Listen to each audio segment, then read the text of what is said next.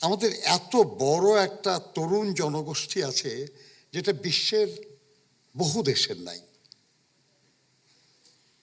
শুধু যদি আমরা তাদের কাজে লাগাতে পারি, তাদের দক্ষতা, তাদের নৈপুণ্য, তাদের চিন্তা, এগুলো যদি আমরা সুসংহতভাবে এগিয়ে নিতে পারি, তারা আমাদেরকে বহু বহু বহু দূর এগিয়ে নিতে পারবেন।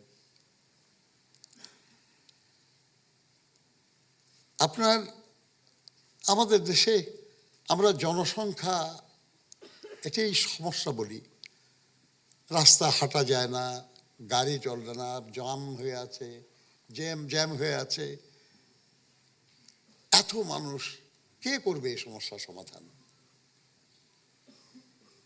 কিন্তু একটাই তো পথ।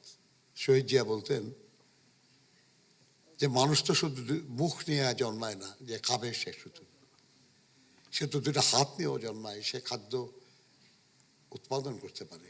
রেইনবো অলরাউন্ডার এক্সটেরিয়র পেইন্ট, বাড়ির বাহিরের দেয়ালের সুরক্ষা নিয়ে থাকুন নিশ্চিন্ত, সাথে পাচ্ছেন 10 বছরের ওয়ারেন্টি। সে তো একটা মগজ নিয়েও জন্মায়, যেটা যে সে ভাবে এবং দেশের কল্যাণের জন্য কাজ করতে পারে। আমরা শুধু যদি আমাদের জনসংখ্যাকে জনসম্পদে রূপান্তরিত করতে পারি, আমাদের চেয়ে ধনী দেশ আর খুব কম আছে। বিশ্বের বহু দেশ আছে যেসব দেশে একটু পানির জন্য অস্থির হয়ে থাকে, তারা চারদিকে পানি, সে কারণে অস্থির।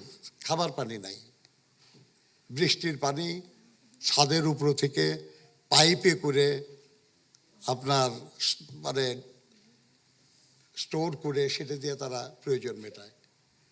আর আমাদের দেশে বন্যায় সব ডুবিয়ে দেয়, আবার খরায় ধ্বংস করে ফেলে।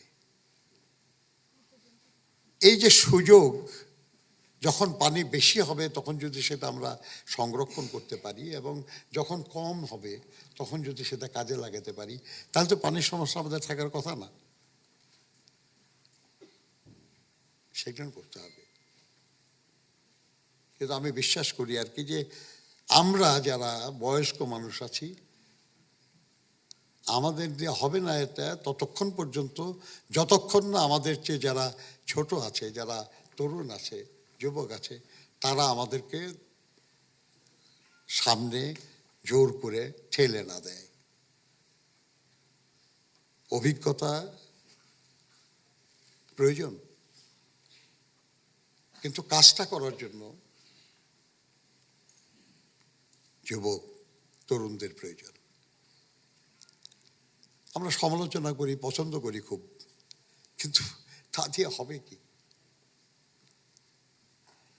আমার ছেলে ও ছড়া লেখে, আমি জানি না, বেশি পড়িও না তার ব্যাপারে। ওর একটা ছড়া আছে যে তরুণদের নিয়ে, এখানে তরুণরা আছে উপস্থিত, সেজন্য বলছি। আমার মনে হয় তারা এখান থেকে কিছু শিখতে পারেন। ছড়াটা এমন: জি হুজুরের মার্কা গায়ে কেমন করে সাঁটি, রক্ত দিয়ে কেনা আমার বাংলাদেশের মাটি। সেই মাটিরই আমরা ফসল, নোংরা শেকড় বাকর না। মুখের উপর বলতে শিখুন, আমরা কারো চাকর না। বাংলাদেশের তরুণ